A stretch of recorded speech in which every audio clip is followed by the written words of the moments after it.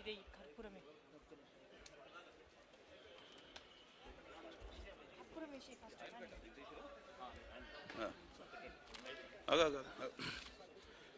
తెలంగాణ పునర్వికాస రథసారథి, ప్రజాపాలనకు శ్రీకారం చుట్టిన ప్రజాస్వామ్యవాది, పేద ప్రజలకు ఆత్మీయుడు, జనహృదయాలను దోచుకుంటున్న ప్రజారంజక పరిపాలకుడు మన తెలంగాణ రాష్ట్ర ముఖ్యమంత్రి యనమల రేవంత్ రెడ్డి గారికి స్వాగతం. కార్యక్రమానికి ప్రారంభానికి సూచనగా జ్యోతి ప్రజ్వలన కార్యక్రమాన్ని రావాల్సింది కోరుతున్నాను ప్రముఖులను.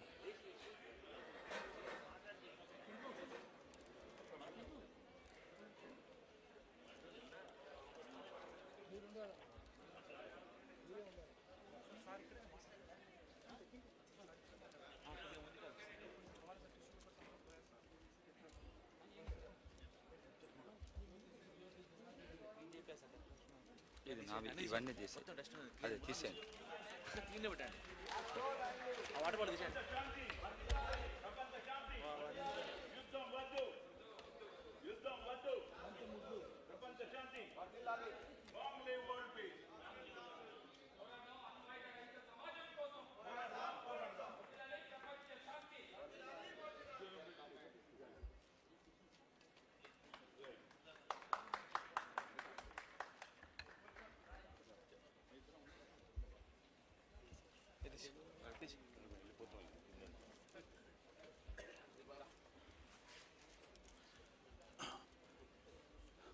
అధ్యక్షుల వారిని సభా కార్యక్రమాన్ని ప్రారంభించవలసి కోరుతున్నాను. కొత్వాల్ ఉబేదుల్లా గారు ప్లీజ్. ఇక్కడ కాగితాలు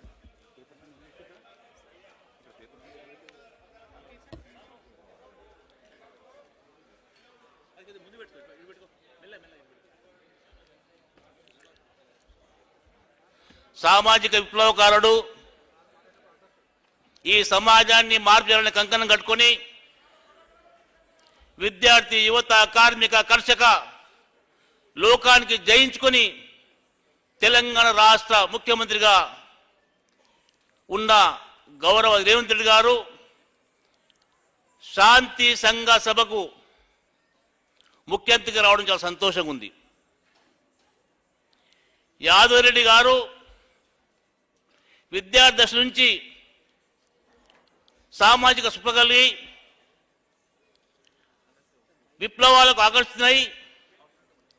ఆ రోజు జరుగుతున్న భూమి కొరకు, భుక్తి కొరకు, పేదల విముక్తి కొరకు పోరాటంలో నిమగ్నమై విద్యార్థి దశ నుంచే రాజకీయాలుగా చేరి అంచెలంచెలుగా దాదాపు 60 దేశాల్లో శాంతి సంఘ దూతగా భారతదేశానికి వెళ్ళి ప్రచారం చేసిన నాయకుడు యాదవ్ రెడ్డి గారు.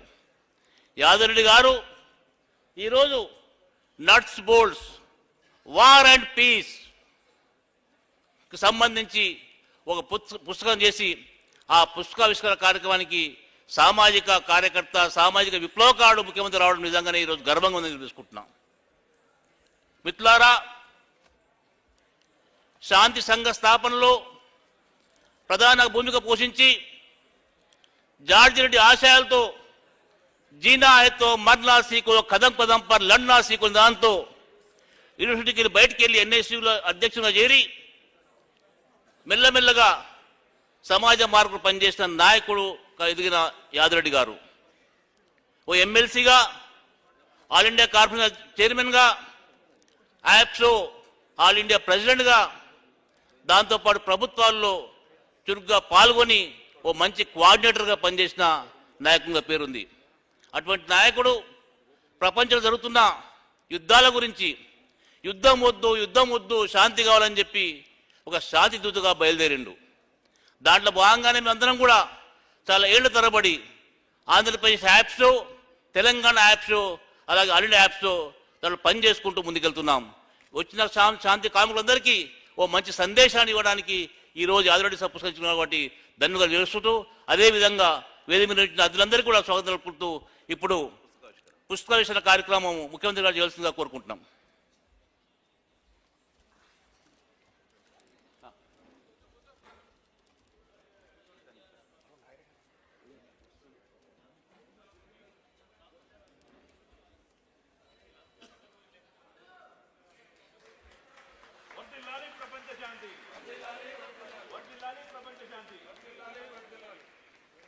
Long live world peace. Long live, long live. Long live world peace. Long live, long live.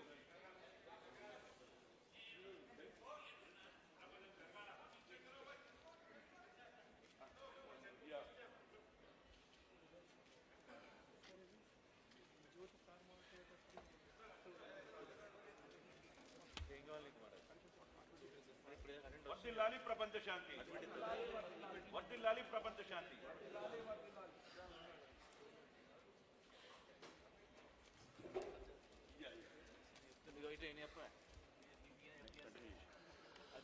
World peace council అధ్యక్షులుగా జాతీయ సిపిఐ నాయకునిగా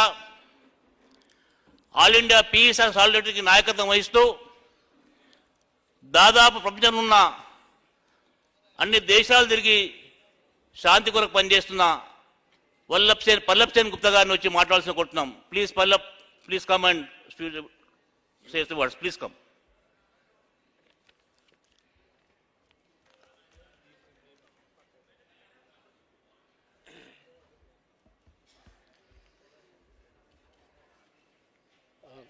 President of this meeting, Obedullah Bhai, Honorable Chief Minister of Telangana, Revanth Reddy ji, and all dignitaries sitting in the dais.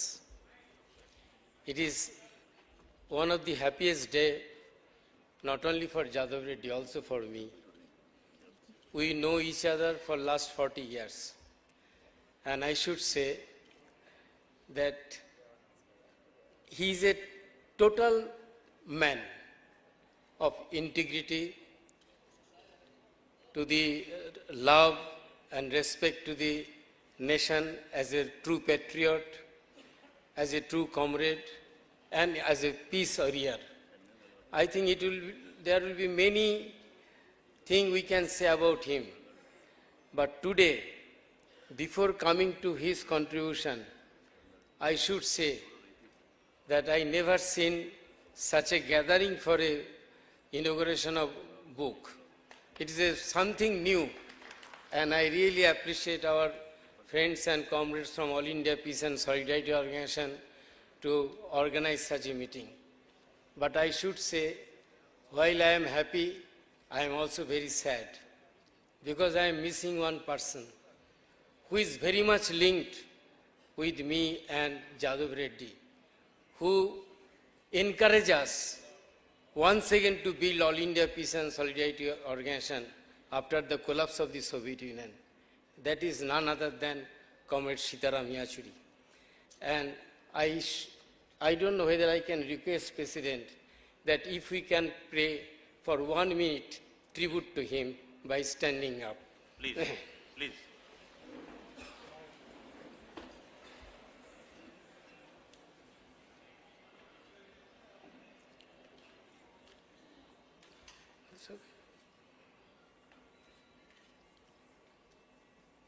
జోహార్ సీతారాం యేచూరి. జోహార్ జోహార్ జోహార్ సీతారాం యేచూరి. జోహార్ జోహార్. So, why I said so? Because last 17th August, when we have honored Comrade Jadhav Reddy with the APSO highest order of Ramesh Chandra Peace Award, along with Sitaram Yechury and D. Raja, that was his last public appearance. On 17th August, he was with us, and on 19th August, he got admitted into hospital, from where he never came back. Jadhav Reddy, of course, you people know better than me, but I should say one thing, you people don't know many secret about us. Many secret about us. We met when Jadhav Reddy was student leader of NSUI, and I was leader of All India Students Federation. we have many political differences, but always we could find an area of agreement more than disagreement. And that strengthened our bond of friendship. And then that strengthened also our mutual resolve to do everything for the country, to support the liberation movement, to organize people for the peace and organize solidarity activities with people who need actual solidarity. Both of us traveled a lot. Many countries we traveled together also. But I was really surprised to see when he bring out this book. One thing I was telling to his wife, that such a good collections of his speeches and his contribution. It covers everything. It covers everything. Though I had been more active and attended many meetings, but I could not keep such a records. And the headline of this book is really interesting. Nut bolts of war and peace. Nut is different component, bolt is also different component. But it has no meaning if it is not come together.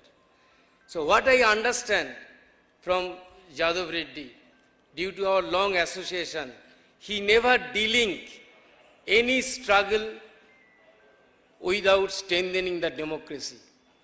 He understands that democracy is the real means to achieving peace, achieving stability, achieving development.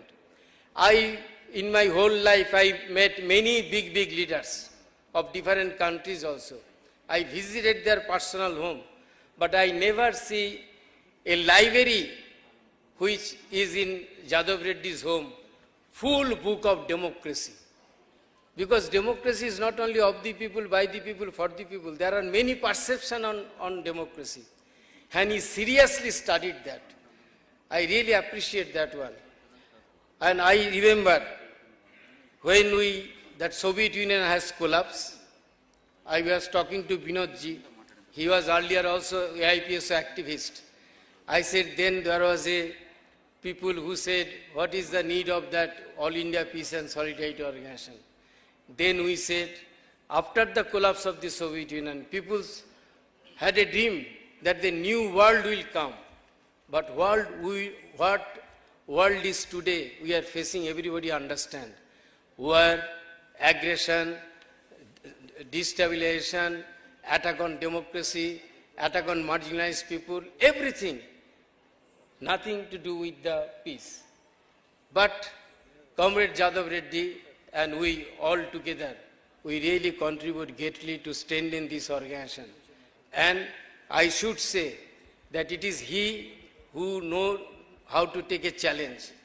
After just I will conclude my speech making one of his biggest contribution. After the attack in Bombay, this terrorist attack in Bombay, we are supposed to organize one meeting of the 8th Congress of the Afro-Asian People's Solidarity Organization. Everybody says this is not the high time. Then Jadhav Reddy told me, no Pallav, we should not surrender before any terrorist action. We are the Indian. We should say that we know how to fight against terrorism, and that meeting will take place in Hyderabad, and that meeting took place in Hyderabad. So I wish all success for Jadhav Reddy, and I will request you that in present international endeavor, we should read this book. There are many important subjects which can really strengthen our resolve to fight for a better world. Thank you very much. గౌరవనీయులు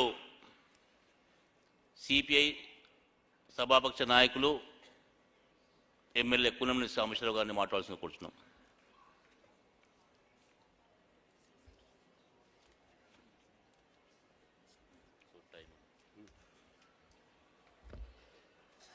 అందరికీ నమస్కారం.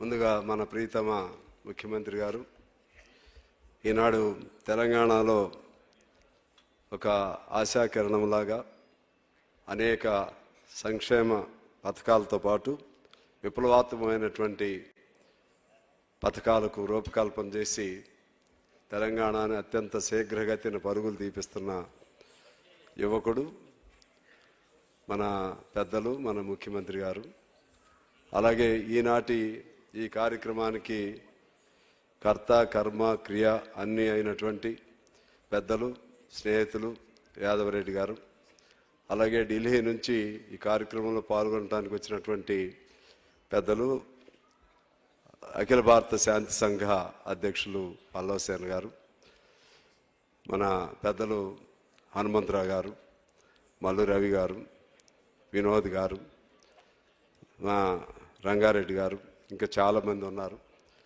మన హాజరైన మా యాదగిరి గారు, ఇంకా చాలామంది పెద్దలు ఉన్నారు. అందరికీ హృదయపూర్వక నమస్కారం. పెద్ద ముఖ్యమంత్రి గారు ఆడ ఉండగా మేము మాట్లాడటం న్యాయం కాదు, కానీ కొద్దిగా అవసరం దృష్ట్యా రిక్వెస్ట్ చేసాం. చర్చెస్కి ప్రేయర్స్కి అందుకోవాలి, కొత్తగూడి వెళ్ళిపోవాలి. ఆ విధంగా 2 నిమిషాలు మాట్లాడి సెలవు తీసుకుంటాను. సహజంగా మనకు ఒక నానుడి ఉంటుంది, నీ గుణాన్ని బట్టి నీ స్నేహితులు ఎవరో చెప్పొచ్చు, నీ స్నేహితులను బట్టి నీ గుణము నీ స్వభావం చెప్పొచ్చు. యాదవ్ రెడ్డి గారు ఆయన గుణాన్ని బట్టి ఆయన ఎంపిక చేసుకున్న స్నేహితులు ఎవరంటే కమ్యూనిస్ట్ పార్టీ మిత్రులు, ఆయన స్నేహితులు. ఐఎఫ్సో అంటే ఎవరంటే కమ్యూనిస్టులు, ప్రోగ్రెసివ్ ఫోర్సెస్ అందరూ కలిసి ఏర్పాటు చేసినటువంటి ఆ సంఘంలో ఆయన తన చిన్నతనం నుంచి సభ్యుడు కావటం, ఆయన ఎన్ఎస్యు లీడర్గా ఒకవైపు ఉంటూ మరోవైపు ఏఎస్ఎఫ్ లాంటి వాళ్ళతో సాన్నిహిత్యం, ఆ విధంగా అనేక దేశాలు సంబంధాలు, ఆ విధంగా ఆయన అత్యంత స్నేహశీలి. ఆయన పేరుకు తగ్గట్లుగానే యాదవ రెడ్డి అంటే యదువంశీయుడు శ్రీకృష్ణుడికి ఎన్ని సుగుణాలు ఉన్నాయో అన్నీ ఆయనలో ఉన్నాయి. ఆ విధంగా మాకు అది స్నేహశీలి. వారు మనిషిని చూస్తే వాళ్ళు చాలా మార్పు కనపడుతున్నారు. ఆయన మంచి పర్సనాలిటీ, ఇప్పుడు చాలా మార్పు చెందారు. సరే, ఏదేమైనా ఆయన రాసినటువంటి పుస్తక ఆవిష్కరణలో ముఖ్యమంత్రి గారితో పాటు మేము కూడా పాలు పంచుకునే అవకాశం రావటం చాలా సంతోషం. ముఖ్యంగా ఈ సంస్థ శాంతి సంఘం మనందరికీ తెలుసు. ఇవాళ ప్రపంచం అల్లకల్లోలమైనటువంటి స్థితి నుంచి సెటిల్ అవుతుంది అనుకున్న తరుణంలో మరలా 3వ ప్రపంచం ఏ నిమిషం ఎక్కడ జరుగుతుందో technically third world war is not declared, but in practice everywhere in every country such kind of wars are going on. పశ్చిమాసియా తీసుకోండి, ఇంకో దేశం తీసుకోండి, ఈవెన్ మన భారతదేశం, చైనా, మన భారతదేశం, మన నైబరింగ్ కంట్రీస్, భూటాన్, అలాగే ఈవెన్ నేపాల్, అన్నిటితో కూడా మన మధ్య కూడా సత్సంబంధాలు లేవు. ఎప్పుడు ఏం జరుగుతుందో తెలవని పరిస్థితి. ఈవెన్ బంగ్లాదేశ్ మనకు కూడా సత్సంబంధాలు లేవు. ఇక వెస్ట్ ఏషియన్ కంట్రీస్లో అయితే రోజు వందల మంది మరణిస్తూనే ఉన్నారు. అలాగే రష్యా ఉక్రెయిన్ వార్ అనేక గత 2-3 సంవత్సరాల నుంచి 100 మంది చనిపోతున్నారు. అంటే అప్పుడు సెకండ్ వరల్డ్ వార్ టైంలో ఈ కాన్సెప్టు ఉద్భవించింది. ప్రపంచ శాంతి వర్ధిల్లాలి, యుద్ధాలు వద్దు అని. శాంతి ముద్దు, యుద్ధం వద్దు అనే స్లోగన్తో వచ్చింది. ఆ రోజుల్లోది మనం గుర్తు చేసుకుంటే అప్పుడు నాన్ అలైన్మెంట్ మూమెంట్ అంటే మన అలీన విధానం, నెహ్రూ గారు, అలాగే యుగోస్లోవియా అధ్యక్షుడు టిటో గారు, నాజర్ గారు, వాళ్ళందరూ కలిసి పంచశీల సూత్రాలని ఆనాడు రాశారు. చాలా కాలం ఆ నేపథ్యంలోని ఇప్పుడు కూడా యుద్ధాలు ఒకవైపు నివారించబడుతున్నప్పుడు కూడా యుద్ధ వాతావరణం మాత్రం అన్ని ప్రపంచం అంతా కూడా కమ్మి ఉంది. అది ఒక పెద్ద impending danger to the world. అదే సమయంలో మరొక యుద్ధం జరుగుతూ ఉంది, అది వార్మింగ్ ఆఫ్ గ్లోబ్. ప్రపంచం అంతా వేడెక్కిపోతుంది, వాతావరణ కాలుష్యం, ఇది ఇంకొక యుద్ధం. ఈ 2 యుద్ధాలను కూడా లేకుండా చేయటమే మానవాళికి లభించేటువంటి నిజమైన విముక్తి. ఆ క్రమంలో ప్రపంచం వైపు ఒకవైపు కృషి చేసే క్రమంలో ఈ సంస్థ, ఇది ప్రపంచ సంఘం, ఈ శాంతి సంఘం, ఇది అన్ని విధాల చాలా తన వంతు కర్తవ్యం. ఆనాడు రమేష్ పెరియార్ ఆయన చాలా గొప్ప నాయకుడు, ప్రపంచ శాంతి ఉద్యమ నాయకుడు. ఆ స్థానంలో మా పల్లవ్ గారు ఇవాళ ఆ స్థానంలోకి రావటం చాలా సంతోషం ఉంది.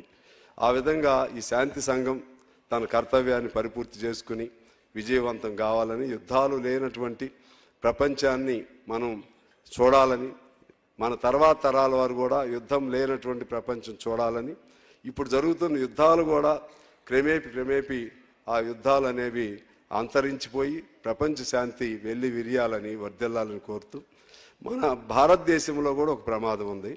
ఆ ప్రమాదం ఈ అన్నిటికీ ఇంటర్నల్ లింక్ అది. మన రాజ్యాంగానికి ప్రమాదం ఉంది భారతదేశంలో లౌకిక విధానానికి ప్రమాదం ఉంది. అక్కడ సామ్రాజ్యవాదం ఏ విధమైనటువంటి పద్ధతుల్లో నడుస్తుందో సామ్రాజ్యవాద ఆ అంశం మన భారతదేశంలో కూడా ఇప్పుడు నడుస్తూ ఉంది. అందువలన ఇటు అంతర్లీనంగాను శాంతి కావాలంటే ప్రపంచవ్యాప్తంగా మన అంతర్లీన శత్రువులను కూడా మనం ఫేస్ చేస్తూ ప్రపంచంలో కూడా ఆ విధంగా శాంతి ఉద్యమాలను మరింత ముమ్మరంగా తీసుకుని వెళ్ళాలని చెప్పి నేను కోరుకుంటూ, నాకు ఈ అవకాశం ఇచ్చినటువంటి శాంతి ఉద్యమ నాయకులకు మనస్ఫూర్తిగా కృతజ్ఞతలు తెలియజేస్తూ, యాదవరెడ్డి గారికి, వారి సతీమణి చంద్రారెడ్డి గారికి నేను భారత కమ్యూనిస్ట్ పార్టీ తరఫున, నా తరఫున శుభాకాంక్షలు తెలియజేస్తూ, వారు మంచి ఆరోగ్యంగా ఉండాలని, మరి ఎంతో కాలం ఈ శాంతి ఉద్యమంలో పనిచేయాలని వారిని కోరుకుంటూ, స్నేహశీలి సరే ఇప్పుడు చెప్పకూడదు, ఆయన పెద్ద ఇవాళ మన ముఖ్యమంత్రి గారు వారు, మా రేవంత్ రెడ్డి గారు, వారికి నా మనస్ఫూర్తిగా అభినందనలు. ఇటువంటి కార్యక్రమాల్లో మరీ మీరు రావాలి, మీరు వస్తే అదొక ఇన్స్పిరేషన్. ఆ విధంగా మనకి ఒక కొత్త వాతావరణం వస్తుందని తెలియజేస్తూ మరొకసారి మీ అందరికీ హృదయపూర్వక నమస్కారాలతో సెలవు తీసుకున్నా. Thank you. గౌరవనీయులు మాజీ శాసనసభ్యులు సిపిఎం పార్టీ రాష్ట్ర నాయకులు రంగారెడ్డి గారిని మాట్లాడాల్సిన కూర్చున్నాం.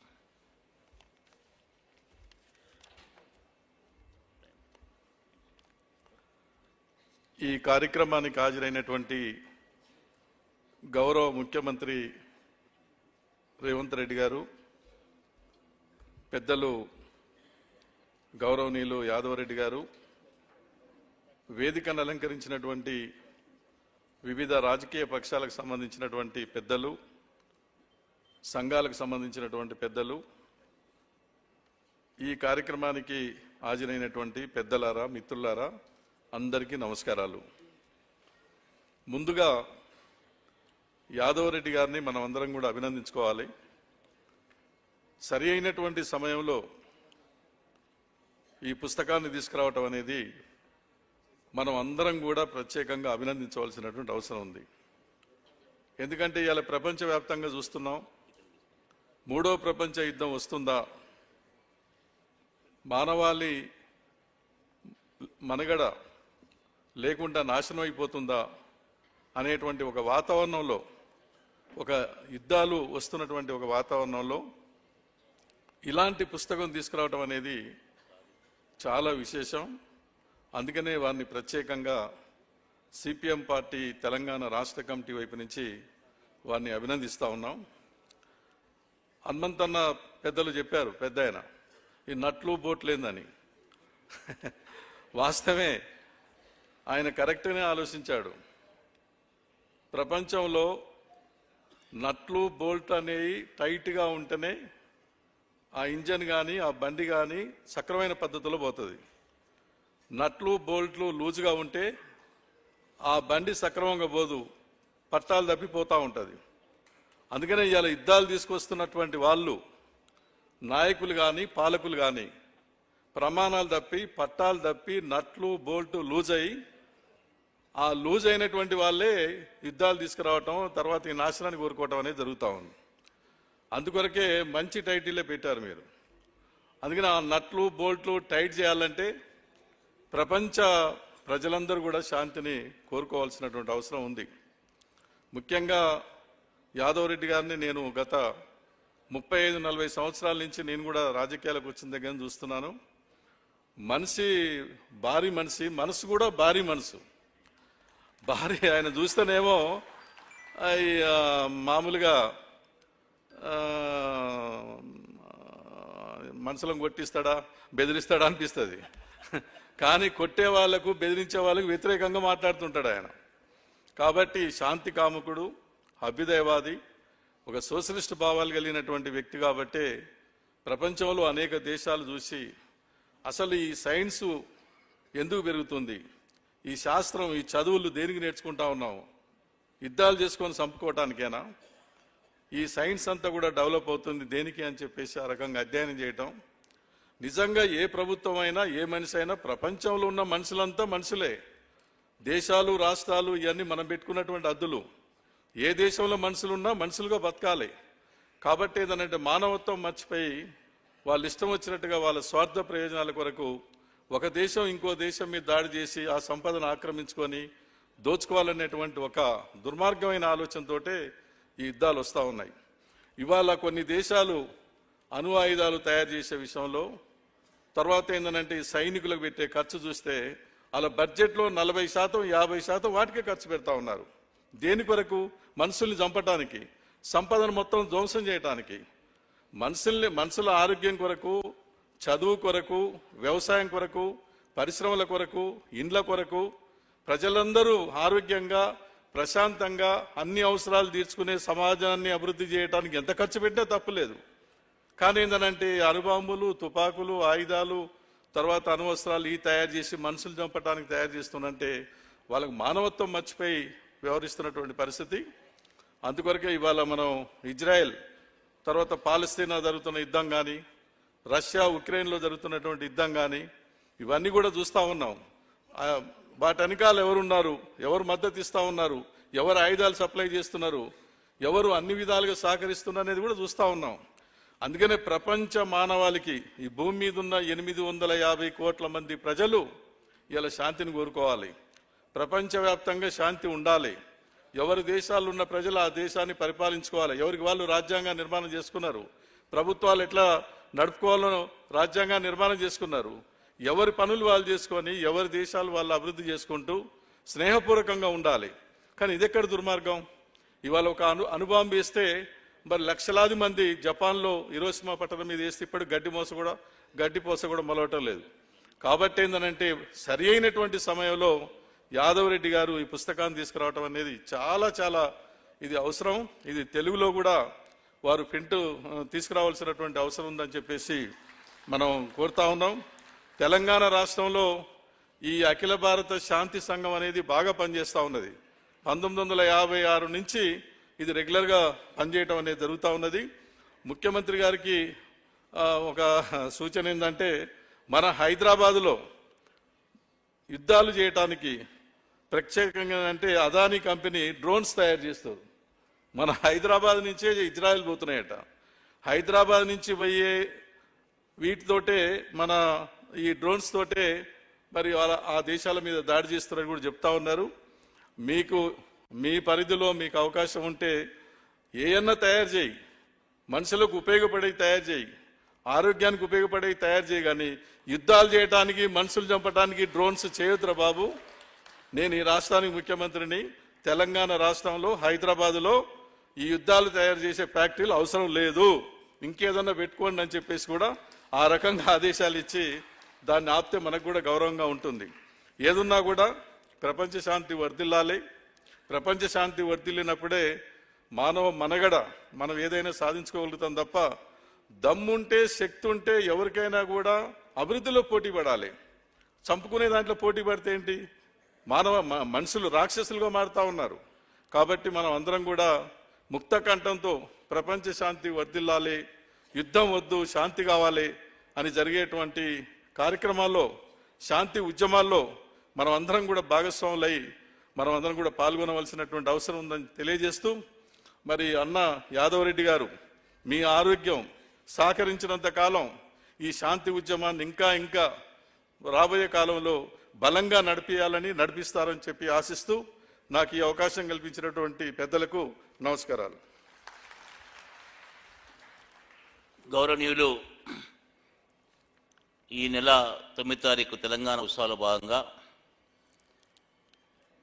సామాజిక విప్లవకారుడైన మా ముఖ్యమంత్రి పెద్ద మనసుతోటి ఉద్యమకారులకు సన్మానించారు. దాంట్లో ఒకరైన పాశమి ఆదిగిరి గారు సన్మానం పొందినరు. వారిని మాట్లాడాల్సిన కోరుతున్నాం.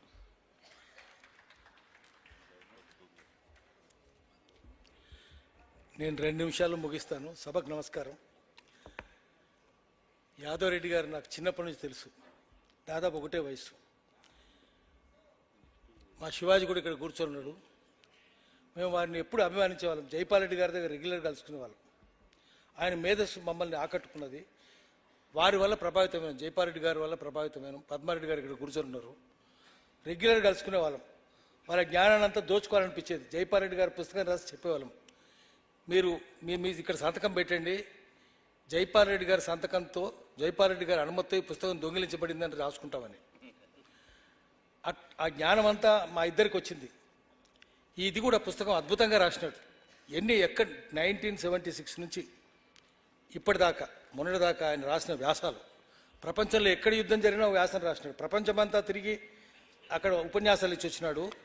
వియత్నాం యుద్ధం, సైప్రస్ యుద్ధం, ఒక యుద్ధం కాదు, ఒకటి కాదు, ప్రపంచంలో ఎక్కడ, రష్యాలో, చైనాలో వియత్నాం యుద్ధం గురించి కూడా బాగా గుర్తుండాలి.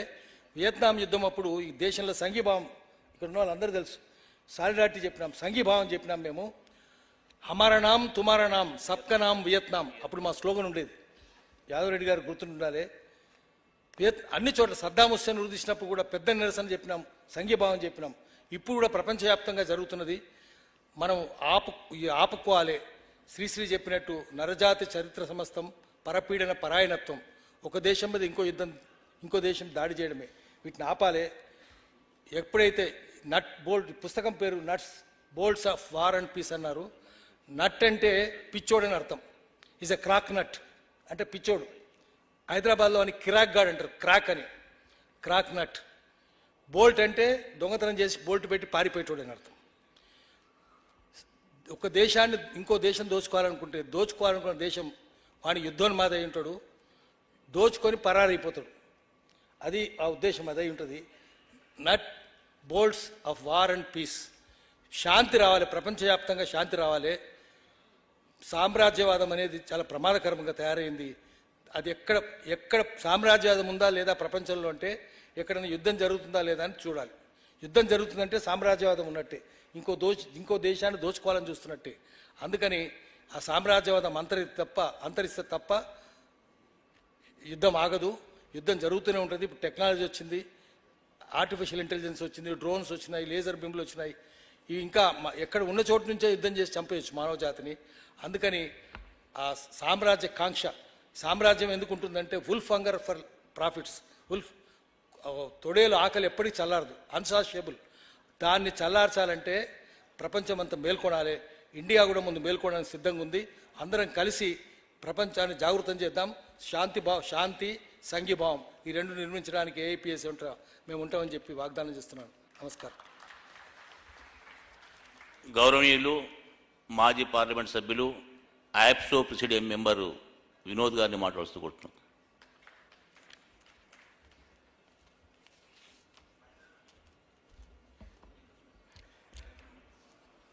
సభాధ్యక్షులు బదిలే గారు, అదేవిధంగా మరి యాదవ్ రెడ్డి గారు రచించినటువంటి పుస్తకము nuts bolts of war and peace, ఈ పుస్తకాన్ని ఆవిష్కరించడానికి వచ్చినటువంటి మరి గౌరవనీయులు మన రాష్ట్ర ముఖ్యమంత్రి రేవంత్ రెడ్డి గారికి, అదే వేదికపై కూర్చున్నటువంటి పెద్దలకందరికీ, వేదిక ముందు ఆశీలైనటువంటి ప్రముఖులకందరికీ పేరు పేరున నా నమస్కారాలు.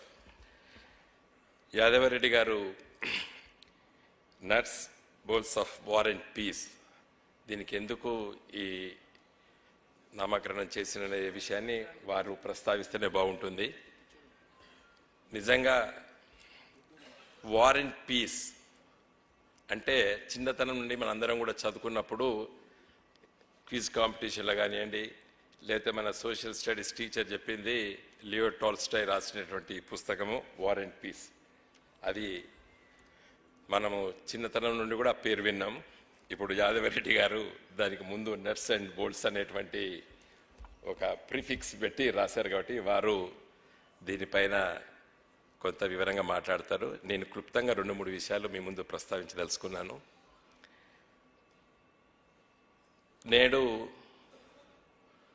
ప్రజాస్వామ్య దేశమైనటువంటి భారతదేశం స్వాతంత్రం పొందిన వెంటనే పండిత్ జవహర్లాల్ గారి నెహ్రూ గారి నాయకత్వాన ప్రపంచానికి ఒక కొత్త ఆలోచన విధానాన్ని సృష్టించిన వారు. ఒకటి, ఆర్థిక వ్యవస్థలో మిశ్రమ ఆర్థిక వ్యవస్థ, మిక్స్డ్ ఎకానమీ. అంటే ఇటు పబ్లిక్ సెక్టార్ ఉంటుంది, అటు ప్రైవేట్ సెక్టార్ ఉంటుంది అనేటువంటి కొత్త ఆలోచన. రెండోది, నాన్ అలైన్డ్ మూమెంట్. అప్పటి వరకు మనకందరికీ తెలుసు, ప్రపంచం రెండో ప్రపంచ యుద్ధం అయిపోయింది, భారతదేశానికి స్వాతంత్రం వచ్చింది, మనతో పాటు చాలా దేశాలు విముక్తి అయినాయి. అప్పటి వరకు bipolar world, America and Soviet union. ఈ బైపోలార్ వరల్డ్ నుండి మేము కొత్తగా విముక్తి అయినటువంటి దేశాలు మా స్వంతంగా స్వయం ప్రతితోని ముందుకు వెళ్ళాలంటే నాన్ అలైన్ మూమెంట్ ఎంత ముందుకు తీసుకెళ్లారో మరి ఇంతకుముందు మాట్లాడినటువంటి వక్తలు కూడా తెలియజేశారు.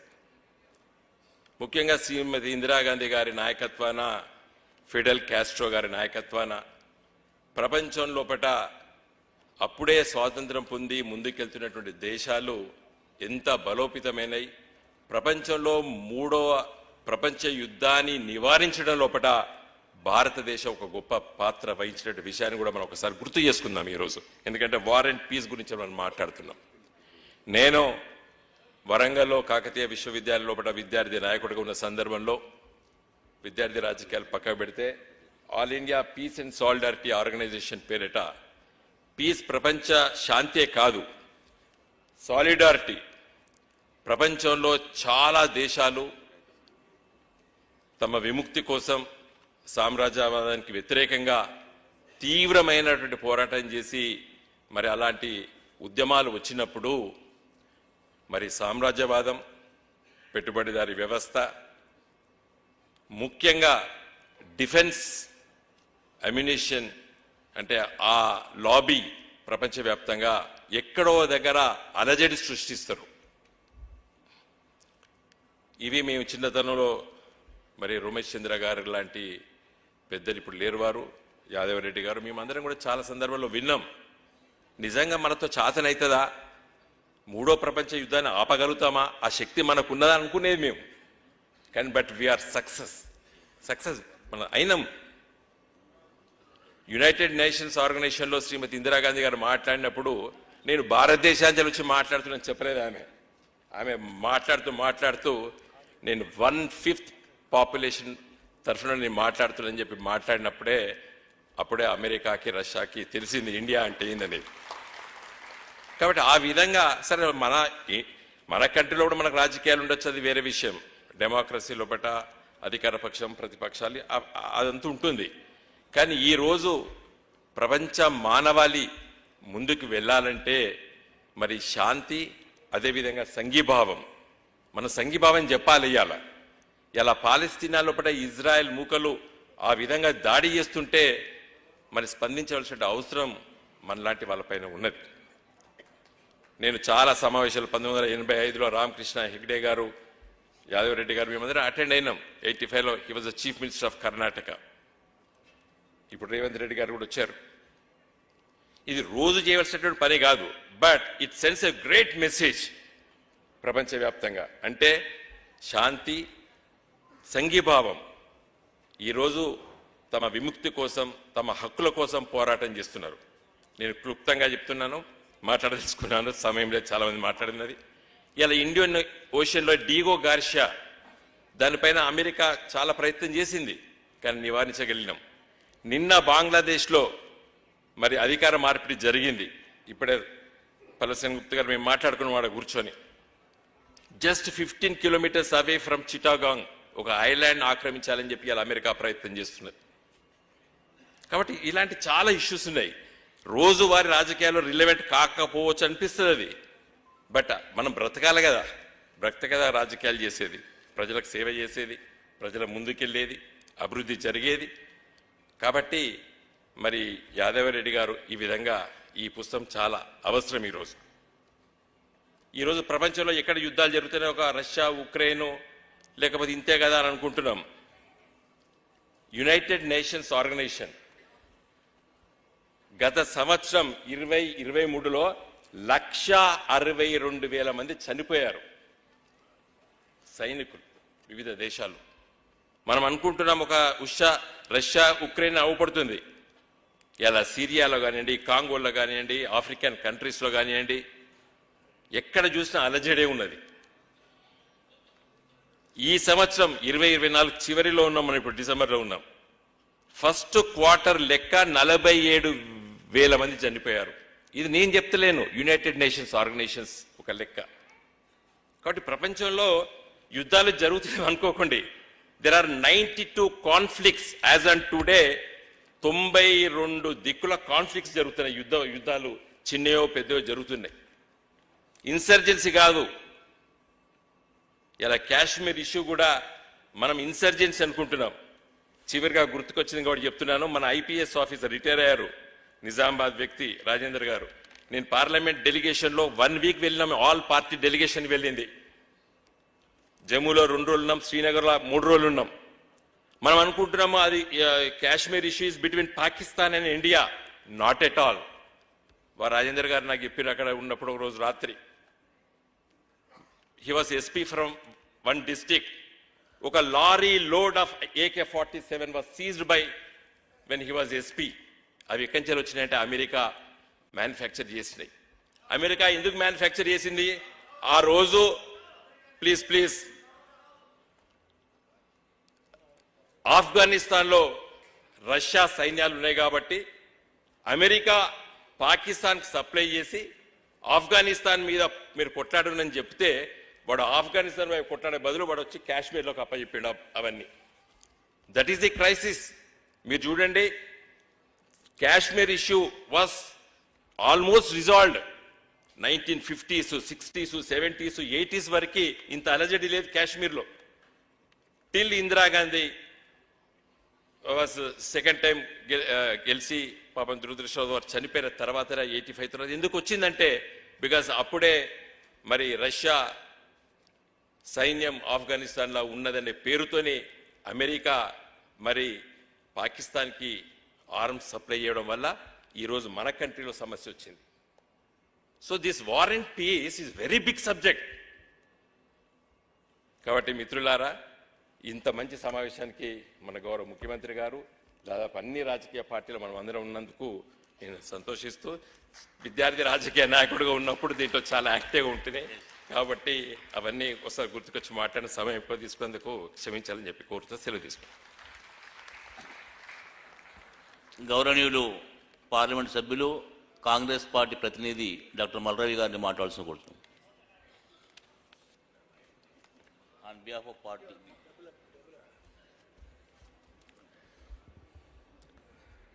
సభాధ్యక్షులు ఉబేదుల్లా కొత్వాల్ గారు, ఈ కార్యక్రమానికి ఆద్యుడు యాదవ్ రెడ్డి గారు, ముఖ్య అతిథిగా వచ్చినటువంటి ముఖ్యమంత్రి రేవంత్ రెడ్డి గారు, వేదిక మీద అలంకరించినటువంటి సిపిఐ, సిపిఎం, బీఆర్ఎస్, ఇతర పార్టీ నాయకులందరికీ, వేదిక ముందు కూర్చున్నటువంటి అందరికీ నా హృదయపూర్వక నమస్కారాలు తెలియజేస్తున్నాను.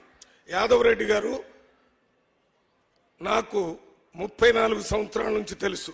నేను 91లో ఎంపీ అయిన దగ్గర నుంచి తెలుసు. కానీ ఈరోజు ఈ పుస్తకం చూసిన తర్వాత వీరు రష్యాలో టాల్స్టాయ్ గారు యుద్ధము శాంతి అనే ఒక పుస్తకాన్ని ఆ రోజుల్లో రాసి ప్రపంచంలోనే అదొక పెద్ద ప్రభంజనాన్ని తీసుకొని వచ్చింది. మళ్ళీ ఇప్పుడు వీరు రాసినటువంటి నట్స్ అండ్ బోల్ట్స్ అనే ఈ పుస్తకం కూడా మన రాజకీయ ఆలోచన విధానంలోనే మార్పు తీసుకొని వస్తుంది అనుకుంటున్నాను.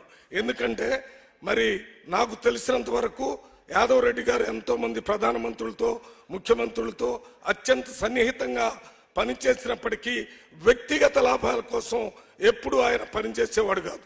ఆయన ఒక కెటలిస్ట్గా ఉండేవాడు. ఆయన మార్పు చెందకుండా సమాజాన్ని మార్పు చేయటం కోసం అనేక రకాలుగా పనిచేసి భారతదేశమే కాకుండా ప్రపంచ దేశాల్లో విద్యార్థి నాయకుడుగా, రాజకీయ నాయకుడుగా తిరిగినటువంటి నాయకుడు. ఇవాళ ఆయన ఈ bolts and nuts for war and peace అనేది నా ఉద్దేశంలో యుద్ధాలు విమానాల ద్వారానో లేకపోతే కత్తుల ద్వారానో కాకుండా రాజకీయ విధానం మీదనే ఈ బోల్ట్స్ అండ్ నట్స్ అనేటటువంటి ఈ పుస్తకాన్ని రాశాడు అనుకుంటున్నాను. మరి మన యాదవ్ రెడ్డి గారు ఆయన పోరాటం అంతా కూడా రాజకీయంగా సెక్యులరిజం, సోషలిజం, డెమోక్రసీ ఇవి ఒక పక్కన, దానికి వ్యతిరేకంగా ఉన్న వాటి ఫోర్సుల మీద యుద్ధంగా నేను భావిస్తున్నాను. అదే రకంగా పీస్ అన్నప్పుడు మనకి స్వతంత్రం, డెమోక్రసీ, సెక్యులరిజం వచ్చిన తర్వాత పరిపాలన ఏ రకంగా చేయాలనే దాని మీద ఈ రెండిటికి సంబంధించి నట్స్ బోల్ట్స్ సరిగా లేకపోతే ఆ ధ్యేయాన్ని సాధించుకున్న ఫలితాలు సరిగా రావని ఇవాళ వారు ఎంతో కాలంగా మన ముఖ్యమంత్రి రేవంత్ రెడ్డి గారితో కూడా చాలా సన్నిహితంగా ఉన్నటువంటి వ్యక్తి.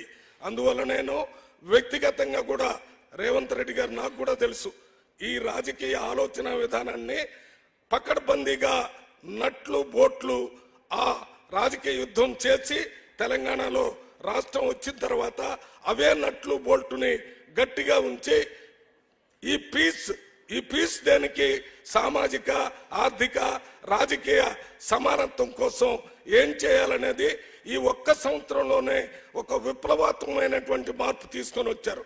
ఆయన చెప్పినటువంటి అన్ని పనులు కూడా మేనిఫెస్టోలో పెట్టినటువంటి గ్యారంటీలు కానీ, 2 లక్షల రూపాయల అప్పు కానివ్వండి, లేకపోతే 42 ఇంటిగ్రేటెడ్ రెసిడెన్షియల్ స్కూల్ కానివ్వండి, 7 లక్షల మందికి సోషల్ వెల్ఫేర్ హాస్టల్ స్టూడెంట్స్కి 40% మన మెస్ ఛార్జీలు పెంచడం కానివ్వండి, ఇవన్నీ కాకుండా మన బ్యాక్వర్డ్ అన్ని కులాలకు సంబంధించిన వాళ్ళ క్యాస్ట్ సెన్సస్ చేయటం కానివ్వండి, లేకపోతే మనకు మూసి ప్రక్షాళన సుందరీకరణ కానివ్వండి, హైడ్రా కానివ్వండి, ఇవన్నీ కూడా ఈ ముఖ్యమంత్రి రెస్ట్ తీసుకునే ముఖ్యమంత్రి కాదు, రిస్క్ తీసుకునే ముఖ్యమంత్రి అన్నిటిని కూడా చేసి చూపిస్తాడనేటటువంటి కార్యక్రమాన్ని నేను ఇక్కడ ఉన్న వాళ్ళందరూ మేధావులు వీళ్ళందరూ ఈ విషయాల్ని ప్రజలకి సరిగా అర్థమయ్యేటట్టుగా చెప్పి, ప్రభుత్వం అంటే సెక్రటేరియట్ పోవటం, ఇంటికి రావటం, ఏసీల్లో పడుకోవటం, కారులో తిరగటం కాదు,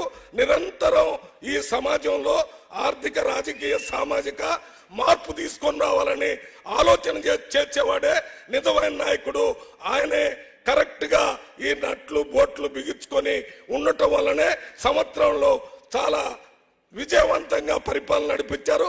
వచ్చే 4 సంవత్సరాలు కూడా విజయవంతంగా నడిపిస్తారనే విషయం ఈ నట్లు బోట్లు దీన్ని గట్టిగా బిగించి నడిపిస్తున్నాడు. కాబట్టి దీనికి ఏ రకమైనటువంటి ఇబ్బంది ఉండదని చెప్తూ మరి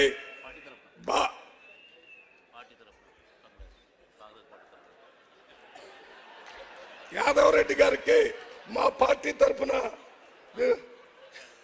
వారు మా పార్టీ కాబట్టి నేను పార్టీ తరఫున చెప్పాల్సిన అవసరం లేదు.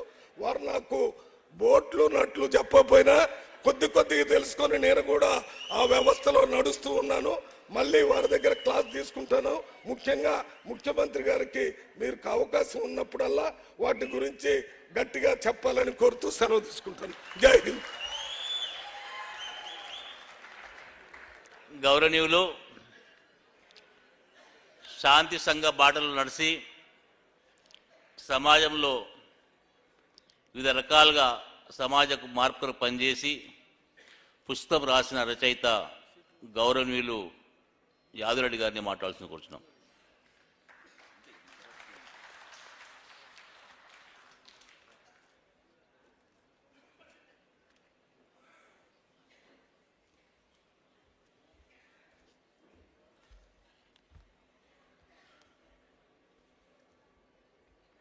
సభాధ్యక్షులు మిత్రులు ఒబేదుల్లా కొత్వాల్ గారు,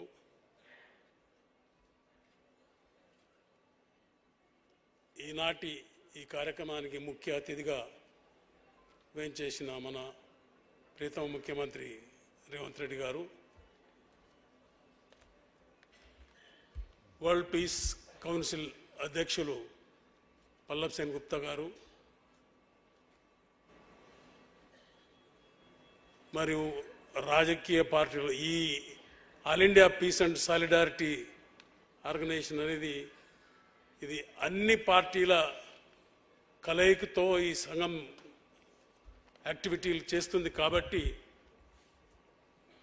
అన్ని రాజకీయ పార్టీ నాయకులను పిలవడం జరిగిందని మిత్రులు చెప్పారు.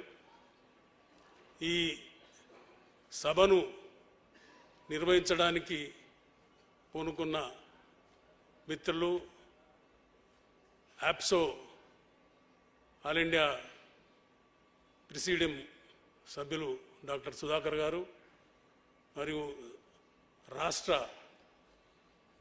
కోఆర్డినేటింగ్ సెక్రటరీ కేవీఎల్ గారు, రాజకీయ పార్టీ ప్రతినిధులుగా వచ్చిన పెద్దలు సాంబశివరావు గారు, సిపిఐ జనరల్ సెక్రటరీ గారు,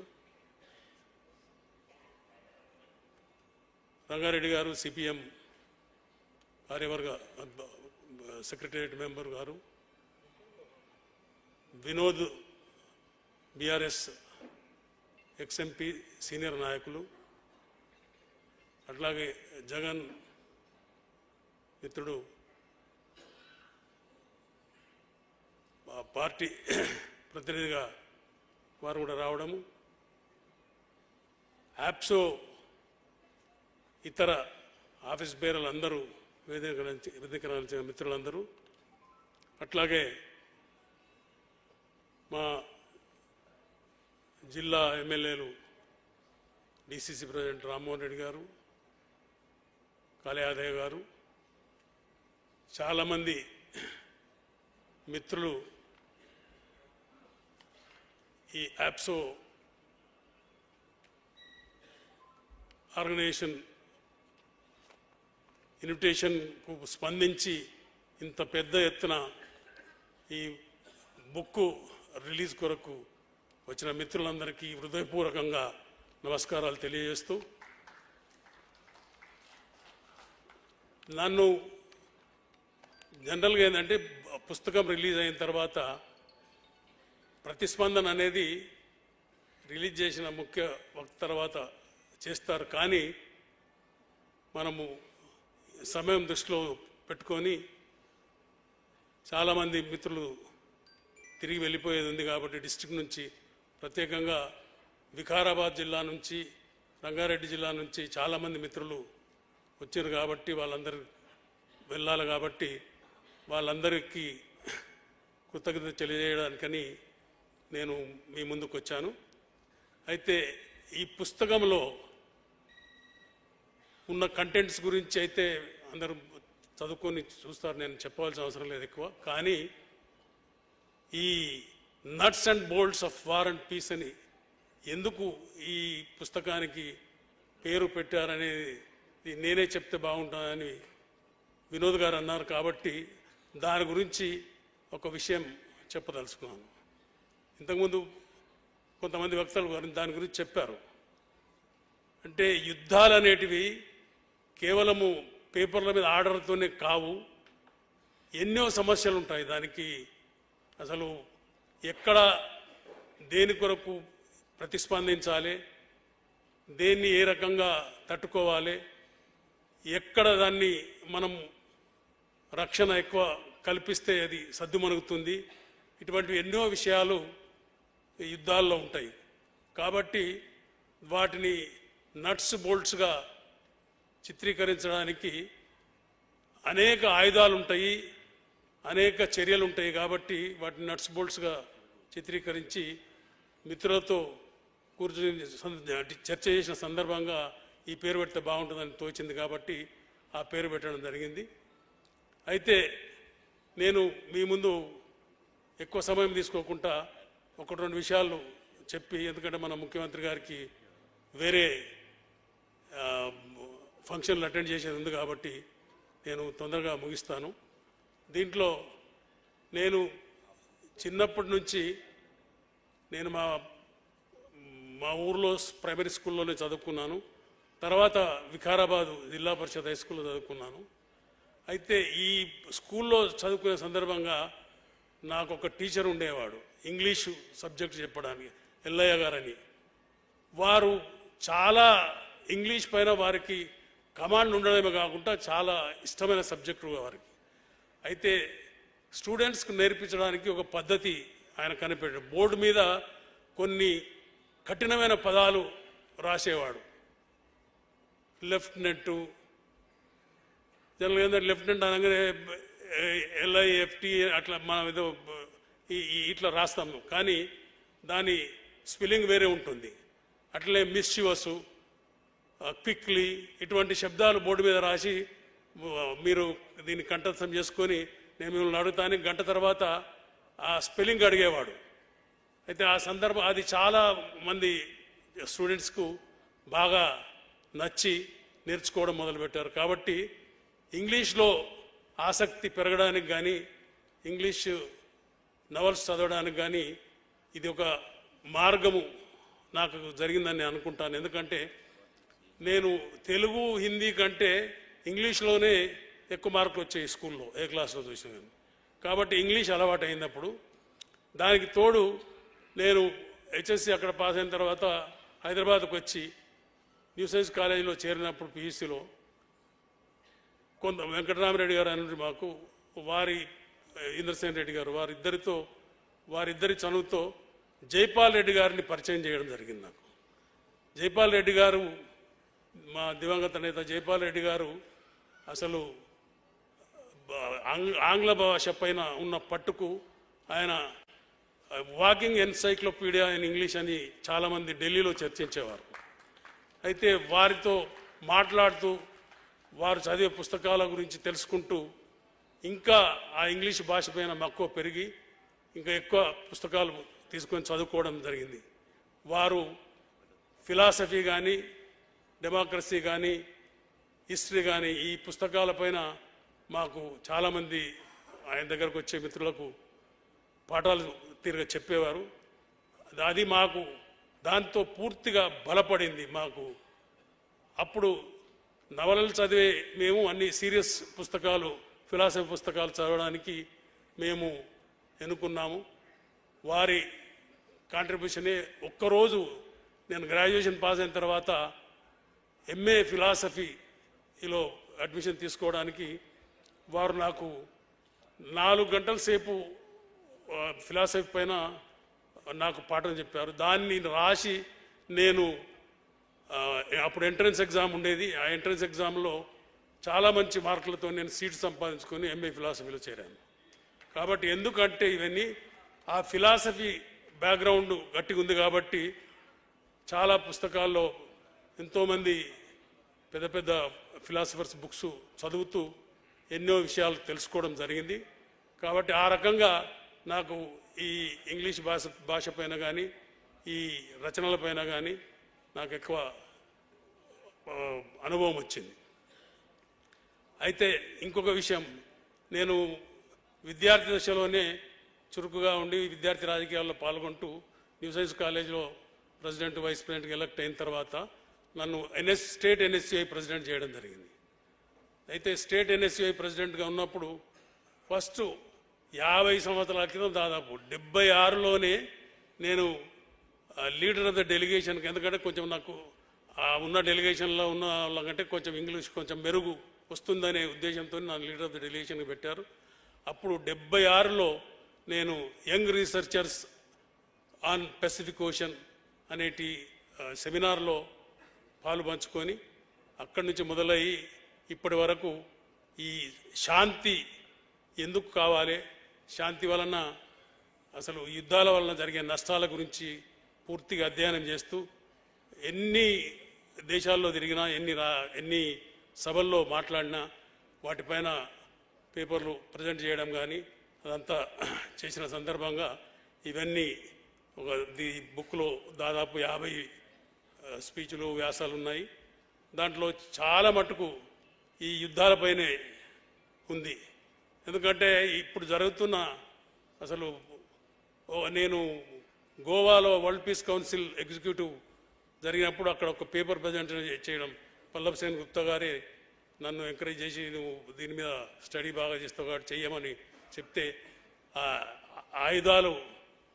ఆయుధాలకు అవుతున్న ఖర్చు ఎంత, యుద్ధాలకు అవుతున్న ఖర్చు ఎంత, అసలు మృతుల సంఖ్య ఎంత, అవన్నిటినీ తీస్తూ ఒక పేపర్ ప్రజెంట్ చేయడం జరిగింది. దానికి వియత్నాం ఆర్గనైజేషన్ వారు నాకు వరల్డ్ పీస్ మెసెంజర్ అనే అవార్డు ఇవ్వడం జరిగింది. అయితే దాని తర్వాత అసలు ఈ యుద్ధాలకు నిజంగా కూడా ఎంత బడ్జెట్ అయిపోయిందనేది తెలిస్తే ఇప్పుడు ప్రస్తుతము ఈ కరెంట్ ఇయర్ 23-24 బడ్జెట్ అన్ని బడ్జెట్లు లెక్కేసుకుంటే $2.4 ట్రిలియన్ ఖర్చు అలొకేషన్ చేశారు. అంటే దాన్ని మనము ఇండియన్ కరెన్సీలో దాని లెక్క కూడా చెప్పలేము. అంత పెద్ద ఎత్తున బడ్జెట్ ఈ డిఫెన్స్ దానికి కేటాయించడం జరిగింది. చివరికి మన భారతదేశం కూడా ఇప్పుడు 3వ స్థాయికి వచ్చింది. 86.4 బిలియన్ డాలర్లు మనం డిఫెన్స్ కేటాయించినాం. అయితే దీంట్లో ఇంకొక ముఖ్య విషయం ఏంటంటే ఇప్పుడు ప్రస్తుతము మనకు ఏదో చాలా గొప్పగా చెప్పుకుంటున్నాము, ఈ మన ఆర్థిక వ్యవస్థ చాలా పెద్దగా పెరిగిందని. కానీ ఏ రకంగా పెరిగింది?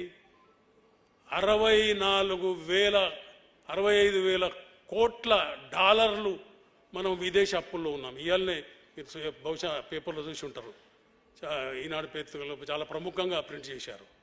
ఎందుకంటే 64,000 కోట్ల బడ్జెట్, కోట్ల డాలర్లు. దాని గురించి అసలు లెక్కలు తీసినట్టయితే మనకు 14 కోట్ల బడ్జెట్, 14 కోట్ల బడ్జెట్ అంటే దాన్ని ఏ రకంగా ఆలోచించగలుగుతాము? ఇవన్నీ పెడితే అసలు ఈ 2.4 ట్రిలియన్ డాలర్లు ఈరోజు ఒక్క సంవత్సరం బడ్జెట్ తీసుకున్నట్టయితే ఈ ప్రపంచంలో ఉన్న పేదలందరికీ వైద్యము, విద్య, ఆవాసము కల్పించవచ్చు 3 సంవత్సరాలకు. ఒక్క సంవత్సరం బడ్జెట్ పెడితే మొత్తం ప్రపంచానికే మనము ఈ 3 విషయాలు కేటాయించవచ్చు అని చెప్పడం జరిగింది. అందరూ ఈ సిప్రి అనేటి ఒక ఆర్గనైజేషన్ ఉన్నది, వాళ్ళు దీని లెక్కలని కట్టి చెప్పడం జరిగింది. కాబట్టి ఈ యుద్ధాల్లో అసలు మనుషుల నష్టమే కాక ఈ ధనం కూడా ఎంత అసలు ఇదవుతుంది. దాని పేదరికాన్ని నిర్మూలించడానికి ఒకవేళ అందరూ అనుకుంటే ఆ డబ్బులను కొంతనన్నా ఒక 10% అన్న కట్ చేసి అసలు వీటికి అనువదిస్తే ఈ విద్య వైద్యము ఆవాసాలు మనకు అందరి పేద ప్రజలకు ఇవ్వడానికి సరిపోతుందని వాళ్ళు తెలపడం జరిగింది. అందుకే ఈ యుద్ధాలకు వ్యతిరేకంగా మనము శాంతి కోరుకుంటూ మనం ప్రపంచంలో ఈ శాంతి ఉద్యమాన్ని మనము ఎంతో ముందుకు తీసుకుపోవాల్సిన అవసరం ఉంది. కాబట్టి మిత్రులందరూ సహకరించి ఈ సభకు ఇంతమంది రావడము వాళ్ళందరికీ హృదయపూర్వకంగా ధన్యవాదాలు తెలియజేస్తూ ఆల్ పార్టీ నుంచి వచ్చిన లీడర్లందరికీ కూడా హృదయపూర్వకంగా నేను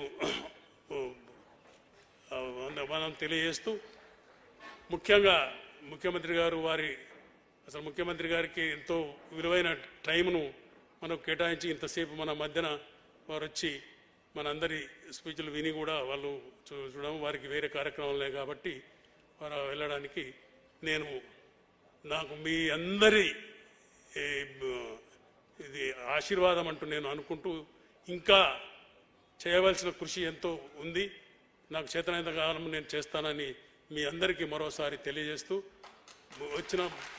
దూరం నుంచి వచ్చిన మిత్రులకు ప్రత్యేకంగా నేను మనస్పూర్వక హృదయం తెలియజేస్తూ నేను వారందరికీ నిజంగా కూడా నా పైన ప్రేమతో వచ్చారు కాబట్టి వాళ్ళందరికీ రియల్ సల్యూట్ అని తెలియజేస్తూ మరోసారి మిత్రులందరికీ నేను హృదయపూర్వక తెలియజేస్తూ నేను సెలవు తీసుకుంటున్నాను. మిత్రులు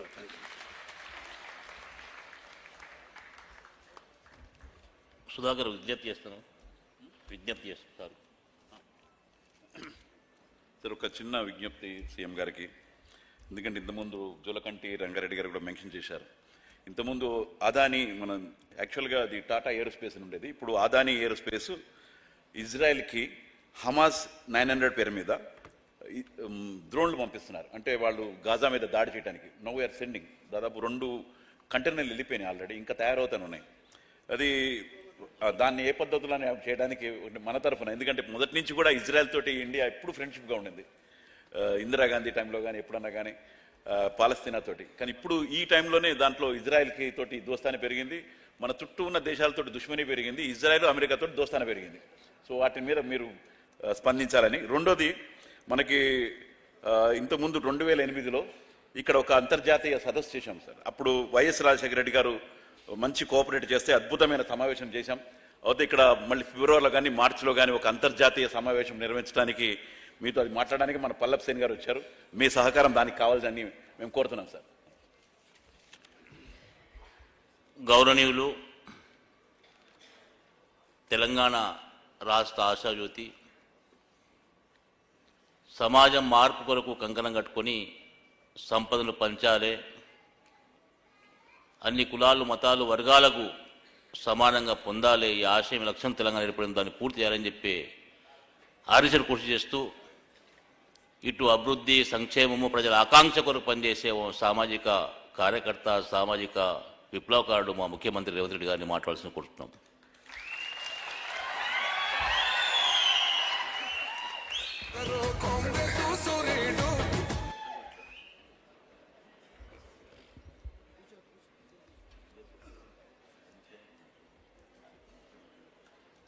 పెద్దలు కొంపల్లి యాదవ్ రెడ్డి గారు వారి స్వీయ అనుభవంతో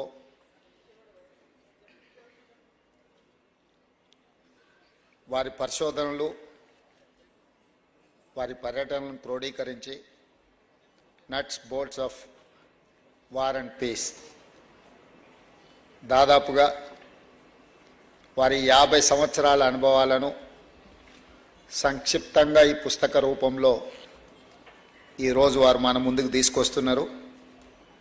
ఈ కార్యక్రమంలో నాతో పాటు ముఖ్య అతిథులుగా పల్లబ్ సేన్ గుప్తా గారు, కాంగ్రెస్ పార్టీ తరఫున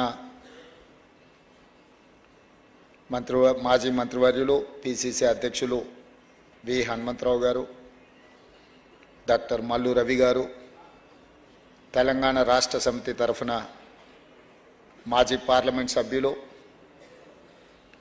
విద్యార్థి దశలో లెఫ్ట్ ఉద్యమాలలో క్రియాశీలంగా పాల్గొన్న బోయిన్పల్లి వినోద్ కుమార్ గారు, అదేవిధంగా సిపిఐ పార్టీ తరఫున శాసనసభ్యులు కూనంనేని సాంబశివరావు గారు, సిపిఎం పార్టీ తరఫున మల్రెడ్డి రంగారెడ్డి గారు, జూలకంటి రంగారెడ్డి గారు, అదేవిధంగా పాశం యాదగిరి గారు, అదేవిధంగా చేవెళ్ళ శాసనసభ్యులు యాదయ్య గారు, ఇతర ముఖ్యులు వక్తలు, ఇక్కడికి విచ్చేసిన చాలామంది వివిధ రంగాలలో అత్యంత అనుభవజ్ఞులందరూ ఈ కార్యక్రమంలో పాల్గొన్నారు. మీకు అందరికీ మనస్ఫూర్తిగా ఇలాంటి కార్యక్రమంలో ఇంతసేపు ఓపిక కూర్చున్నందుకు మీ అందరిని మనస్ఫూర్తిగా అభినందిస్తున్నా. ఈ మధ్యకాలంలో ఏ సమావేశాలకు వెళ్ళినా వార్ ఆఫ్ వర్డ్స్, 10 నిమిషాలలో వీలైనంత మేరకు ఎవరినో ఒకరిని దూషించడమే ఉపన్యాసాలుగా మారిన సందర్భంలో ప్రపంచ శాంతి గురించి, ప్రపంచం యొక్క సమస్యల్ని శాంతి ద్వారా చర్చల ద్వారా పరిష్కరించుకోవాలన్న ఆలోచన విధానంతో ఒక సమావేశాన్ని ఏర్పాటు చేసి ఆ వేదిక మీద అన్ని రకాల సిద్ధాంతాలను నమ్మేవాళ్ళు, అన్ని రాజకీయ పార్టీల ప్రతినిధులు ఒక వేదిక మీద ఉంటే మాట్లాడడం కొంచెం కష్టమే, మరి నాలాంటి వాళ్ళకి ఇంకా కష్టం.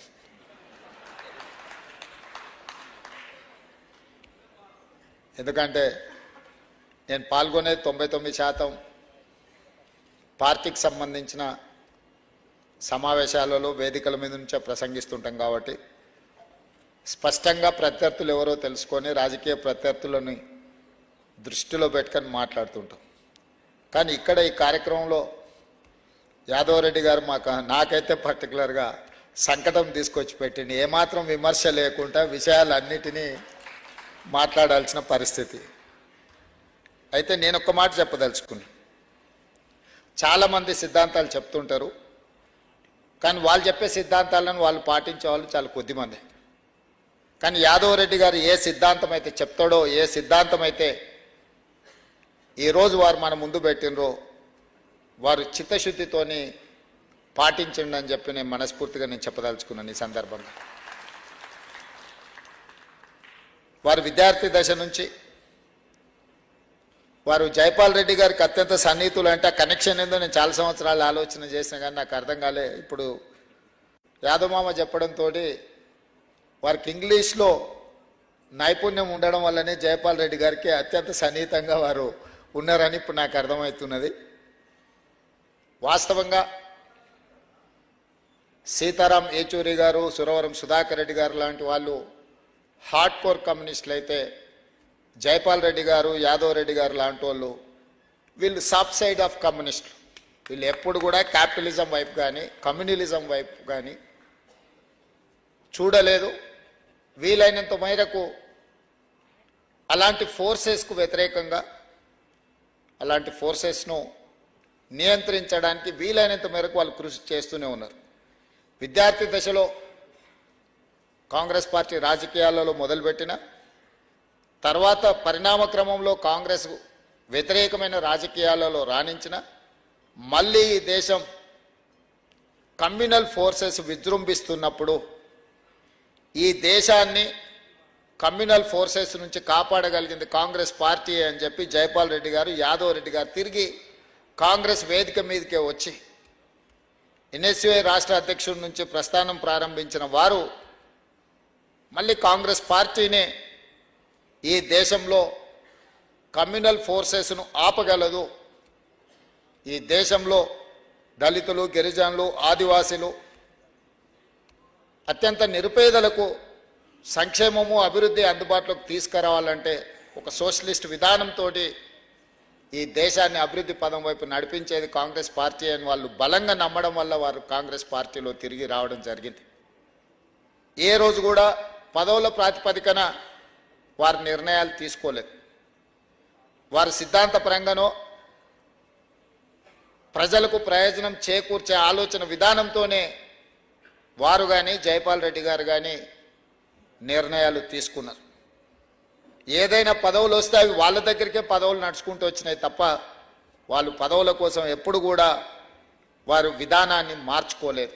మనస్ఫూర్తిగా ఈ వేదిక మీద నుంచి వారిని నేను అభినందిస్తున్నా.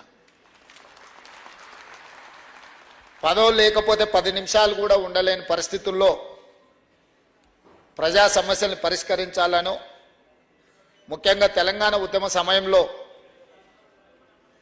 వారు విద్యార్థి దశగా ఉన్నప్పుడు నుంచి మొదలు పెడితే వారు నాకు తెలిసి 1976లోనే ఈ దేశం తరఫున రష్యా పర్యటనకి వెళ్ళి దాదాపుగా 48-50 సంవత్సరాల క్రితమే విద్యార్థి నాయకుడిగా ఆనాడు స్ట్రాంగ్ కమ్యూనిస్ట్ ఫిలాసఫీని, ఐడియాలజీని అటు రష్యా ఇటు చైనా ఆదర్శంగా ఉన్నప్పుడు వారు విద్యార్థి నాయకుడిగా రష్యా పర్యటనలకు వెళ్ళడం కానీ, ఆ తర్వాత కాలక్రమంలో యుద్ధాలు దుఃఖాన్ని తెచ్చిపెడతాయి, శాంతి అభివృద్ధి పదం వైపు నడిపిస్తుంది అనే నమ్మకంతో యుద్ధాలకు వ్యతిరేకంగా ప్రపంచంలో జరుగుతున్న సభలు, సమావేశాలు లేదా కార్యాచరణలు తీసుకున్నప్పుడు వారు క్రియాశీలకంగా పాల్గొనడం జరిగింది. ఆ తర్వాత జరిగిన తెలంగాణ ఉద్యమంలో వారి క్రియాశీలక పాత్ర చాలామంది తెర మీద కనిపిస్తారు, తెర వెనుక కూడా చాలామంది కృషి ఉంది. నాకు తెలిసినంత వరకు 2008లో తెలంగాణ రాష్ట్ర ఏర్పాటు అంశము మీద శ్రీమతి సోనియా గాంధీ గారు యాదవ్ రెడ్డి గారితో ప్రత్యేకంగా గంటకు పైగా దాదాపుగా 2 గంటలు వారితో చర్చిస్తే వారు పూర్తి స్థాయిలో తెలంగాణ రాష్ట్ర ఏర్పాటు ఆవశ్యకతను శ్రీమతి సోనియా గాంధీ గారికి వారు వివరించారు. వారు ఏ రోజు ఈ విషయాలు చెప్పుకోలే. ఎందుకంటే వారు బాధ్యతగా భావించారు కాబట్టి ఆనాడు 2008లో శ్రీమతి సోనియా గాంధీ గారి దృష్టికి తెలంగాణ రాష్ట్ర ఏర్పాటు యొక్క ఆవశ్యకతను వారు తీసుకెళ్ళారు. ఆ తర్వాత జైపాల్ రెడ్డి గారు తెలంగాణ బిల్లు పార్లమెంట్లోకి వచ్చినప్పుడు పోషించిన పాత్ర పెద్దలు మాజీ పార్లమెంట్ సభ్యులు వినోద్ కుమార్ గారికి తెలుసు. దాదాపుగా చివరి పార్లమెంట్ సమావేశాలలో గందరగోళ పరిస్థితుల్లో తెలంగాణ రాష్ట్రం ఏర్పడుతుందా లేదా, ఒకవేళ ఆ సమావేశాలలో బిల్లు పాస్ కాకపోతే తెలంగాణ రాష్ట్ర ఏర్పాటు ఆకాంక్ష శాశ్వతంగా వాయిదా పడుతుందేమో అన్నంత ఉద్రేకమైన పరిస్థితుల్లో జైపాల్ రెడ్డి గారు అత్యంత కీలకమైన పాత్ర పోషించి బిల్లును ఆమోదింపజేసే విధంగా ఆనాడు వారి చర్యలు తీసుకున్నారు. జైపాల్ రెడ్డి గారు తీసుకుంటున్న ప్రతి నిర్ణయంలో, ప్రతి చర్యలో రాజకీయంగా వారితో పాటు వారి సహచరుడిగా యాదవ్ రెడ్డి గారు తన బాధ్యతను ఎప్పుడూ నెరవేరుస్తూనే ముందుకు సాగింది. ఈరోజు నేను యాదవ్ రెడ్డి గారికి విజ్ఞప్తి చేస్తున్నా, ముల్కీ నాన్ ముల్కీ ఉద్యమం నుంచి తొలి దశ 69 తెలంగాణ ఉద్యమం కావచ్చు,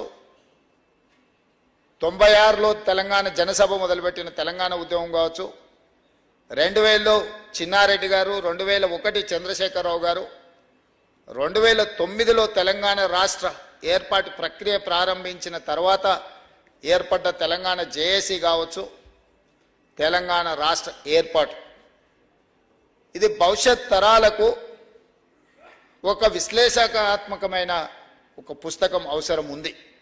రాజకీయ పార్టీల కోణంలో రకరకాల అంశాలు తెర ముందు చర్చకు జరుగుతున్నాయి, కానీ తెర వెనుక జరిగిన ప్రయత్నాలు, కృషి చేసిన వాళ్ళని గురించి కూడా ఒక పుస్తక రూపంలో, ఎందుకంటే మీకు అందులో మొదటి నుంచి ఇన్వాల్వ్మెంట్ ఉంది, అందులో ఇన్వాల్వ్ ఉన్న వాళ్ళతో కూడా మీకు సన్నిహిత సంబంధాలు ఉన్నాయి.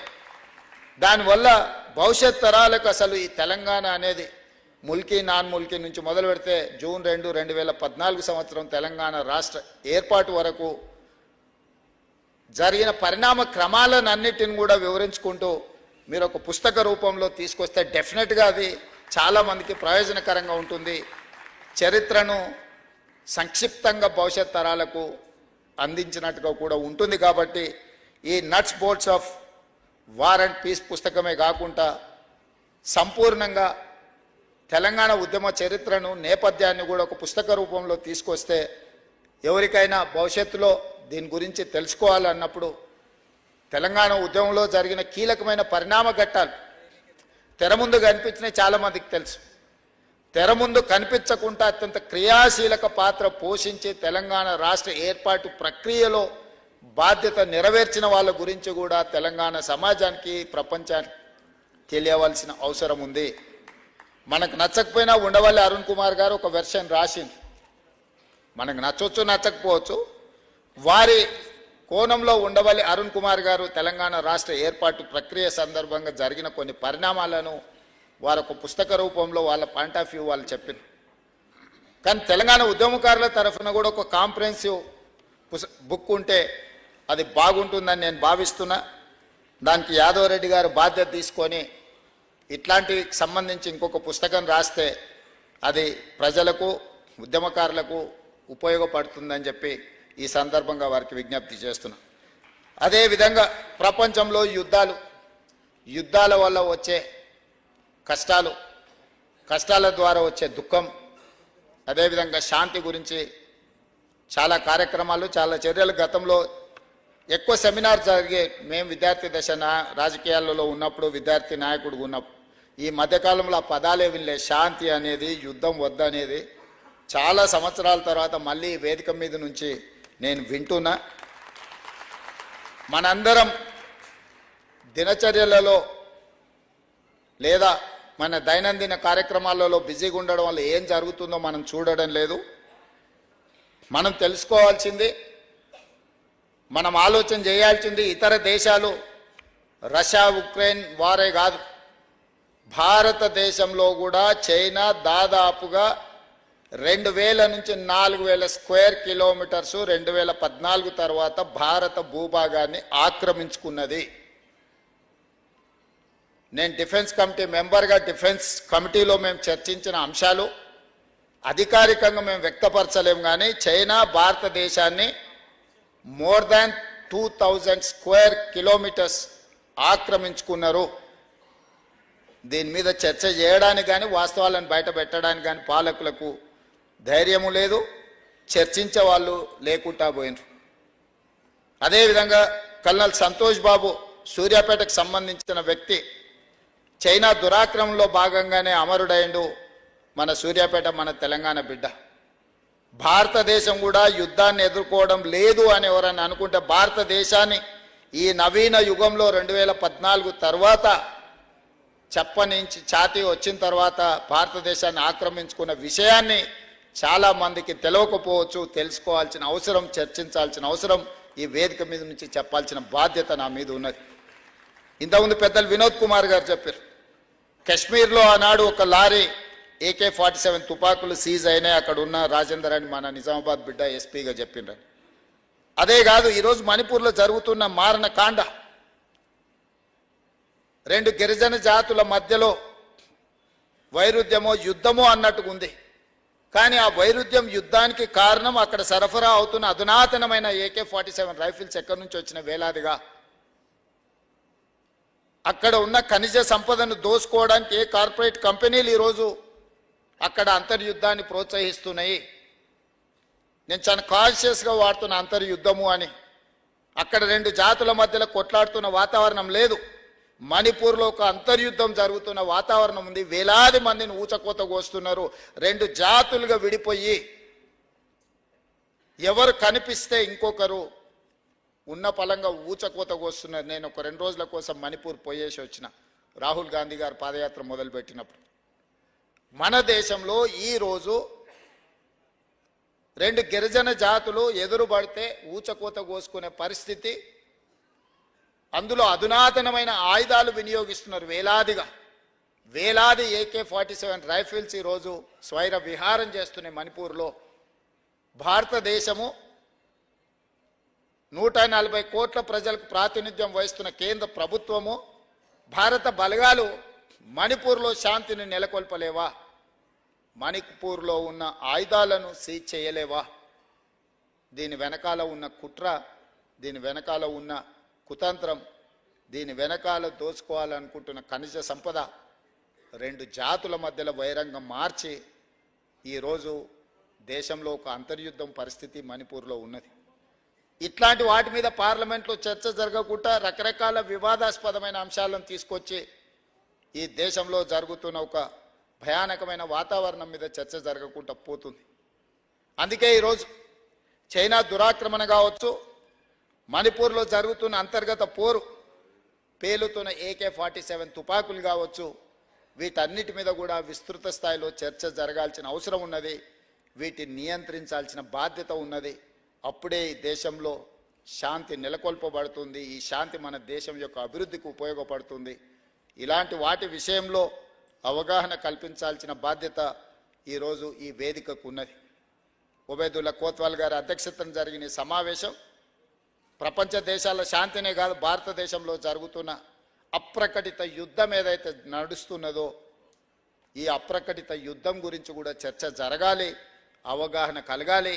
కేవలం మన పిల్లలు ఐటీలో చదువుకోవాలి, ఇతర దేశాలకు పోవాలి, ఉద్యోగాలు సంపాదించుకోవాలి, ఆస్తులు పెంచాలన్న ఆలోచన కాకుండా మన యొక్క విధానంలో మన యొక్క విధానాలను వీటన్నిటిని కూడా మన దృష్టిలో పెట్టుకోవాలి. అదేవిధంగా మిత్రులు అదాని గురించి ప్రస్తావించారు. ఇది మన చేతిలో లేని విషయము.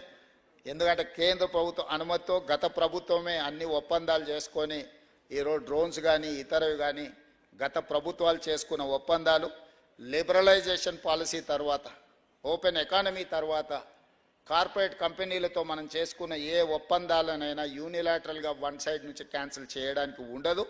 డెఫినెట్గా మీరు చెప్పిన విషయాన్ని రాష్ట్ర ప్రభుత్వం పరిశీలిస్తుంది.